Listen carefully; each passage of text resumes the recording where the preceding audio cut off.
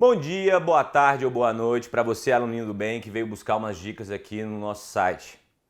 Para quem não me conhece, sou o professor Daniel, do Aula de História do Brasil na unidade da Asa Sul e vim dar umas dicas gerais com relação aos fatos históricos em si, certo? Para nós podermos trabalhar o fato histórico em si, temos que ficar atentos a duas características de todo e qualquer fato histórico, que é a transição dos períodos.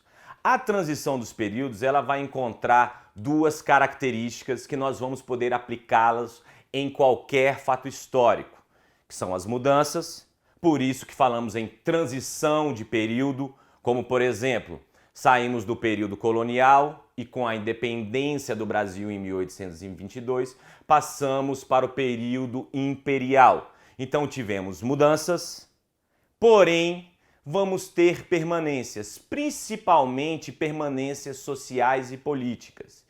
E para nós identificarmos essas mudanças e essas permanências, nós vamos dar uma olhada nos 4 pilares básicos da história, que são social, econômico, político e religioso. Todos os fatos históricos, sejam eles de história do Brasil, sejam eles de história geral, nós vamos encontrar pelo menos esses 4 pontos aqui. Nós vamos perceber que eles são uma cadência de eventos. Um vai estar conectado ao outro. Então, o nosso primeiro ponto para podermos fazer a análise de transição de períodos tem a ver com o ponto social. Pois a história só pode ser escrita se nós tivermos presença humana. Animais e plantas jamais poderão fazer história, pois eles não poderão fazer o registro dessa história.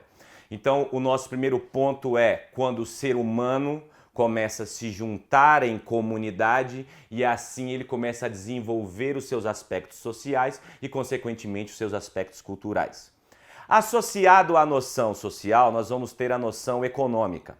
Pois, se temos uma sociedade, essa sociedade vai começar a produzir modos de produção, sejam eles escambo, feudalismo, capitalismo. Existem uma série de pontos econômicos que estão conectados diretamente à noção de quê? Sociedade. Aqui nós vamos perceber que são uma cadeia de eventos. Então, primeiro fundamos a comunidade e depois começamos a fazer os modos de produção. Então, vamos imaginar que temos duas sociedades, onde uma planta arroz e a outra planta feijão. Como que vai ser a interação dessas duas sociedades? Somente uma feijoada? Não. Vamos ter uma interação onde a comunidade que planta arroz vai querer consumir o feijão e a comunidade que planta o feijão vai querer consumir o arroz. Então nós vamos começar a ter essas trocas econômicas. Depois da fundação das sociedades, nós passamos para o ponto econômico. Depois do ponto político, nós vamos ter o quê? Essas relações de regras sociais, pois a comunidade que planta arroz vai querer receber mais feijão e vice-versa. Então, somente o ponto econômico não vai trazer uma boa interação entre as sociedades. Você vai ter uma interação econômica e, consequentemente, uma interação política pelas vias de regras. E finalizando, por último, porém não menos importante, a própria noção religiosa, certo? Onde todas as comunidades, desde que o homem começou lá com as suas delimitações de nômades-coletores, você tem uma necessidade social de explicação do sobrenatural, onde você busca explicações desde tempos imemoriais para tudo aquilo que está no sobrenatural, sobre, acima, natural, o mundo que nós vivemos. Então essas explicações religiosas, essas noções de religiosidade, elas existem desde que o homem começou a fundar as suas comunidades.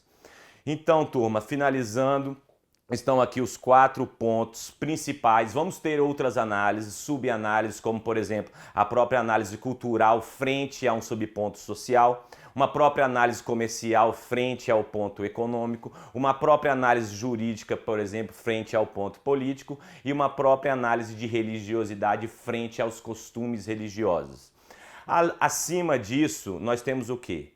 Sem esquecer as noções de transição de período. Esses 4 pontos estão associados diretamente às nossas noções de mudanças e permanências. Então eu vou finalizar o nosso vídeo aqui desejando uma boa prova para vocês, pois aqui no Exatas não desejamos boa sorte, pois quem tem talento não precisa de sorte. Então vou deixar uma boa prova para vocês aí e até as próximas dicas. Obrigado.